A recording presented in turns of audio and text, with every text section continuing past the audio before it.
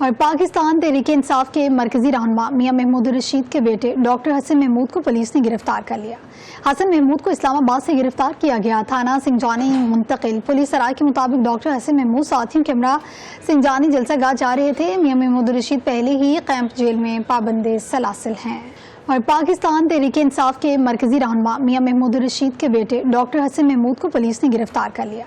حسن محمود کو اسلام آباد سے گرفتار کیا گیا، تھانہ سنجانی منتقل۔ پولیس رائے کے مطابق ڈاکٹر حسن محمود ساتھیوں کے ہمراہ سنجانی جلسہ گاہ جا رہے تھے۔ میاں محمود الرشید پہلے ہی کیمپ جیل میں پابند سلاسل ہیں۔ پی ٹی آئی جلسہ گاہ کے اطراف تمام تر ہوٹلز گیسٹ ہاؤس بند رکھنے کا اعلان کیا گیا ہے، جبکہ سنجانی پولیس کی جانب سے 8 سے 9 ستمبر تک سنجانی میں ہوٹل، گیسٹ ہاؤس، ریسٹورنٹ بند رکھنے کے احکامات جاری کیے گئے ہیں۔ کسی بھی شخص کو رہائش خانہ یا کسی بھی قسم کا سامان نہیں دیا جائے گا۔ تحریک انصاف جلسہ گاہ کے اطراف ہوٹل اور دکانیں بند کرنے کا نوٹس بھی جاری کرے۔ اس حوالے سے بتائیں کہ نوٹس کے جاری ہونے کی خلاف ورزی کی صورت میں قانونی کارروائی بھی کی جائے گی۔ اور پاکستان تحریک انصاف کے مرکزی رہنما میاں محمود الرشید کے بیٹے ڈاکٹر حسن محمود کو پولیس نے گرفتار کر لیا۔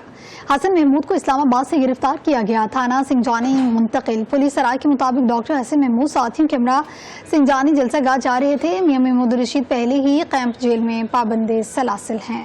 اور پاکستان تحریک انصاف کے مرکزی رہنما میاں محمود الرشید کے بیٹے ڈاکٹر حسن محمود کو پولیس نے گرفتار کر لیا۔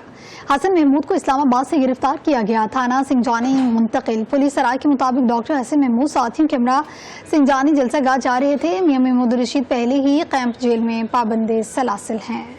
پی ٹی آئی جلسہ گاہ کے اطراف تمام تر ہوٹلز گیسٹ ہاؤس بند رکھنے کا اعلان کیا گیا ہے، جبکہ سنجانی پولیس کی جانب سے 8 سے 9 ستمبر تک سنجانی میں ہوٹل، گیسٹ ہاؤس، ریسٹورنٹ بند رکھنے کے احکامات جاری کیے گئے ہیں۔ کسی بھی شخص کو رہائش خانہ یا کسی بھی قسم کا سامان نہیں دیا جائے گا۔ تحریک انصاف جلسہ گاہ کے اطراف ہوٹل اور دکانیں بند کرنے کا نوٹس بھی جاری کرے۔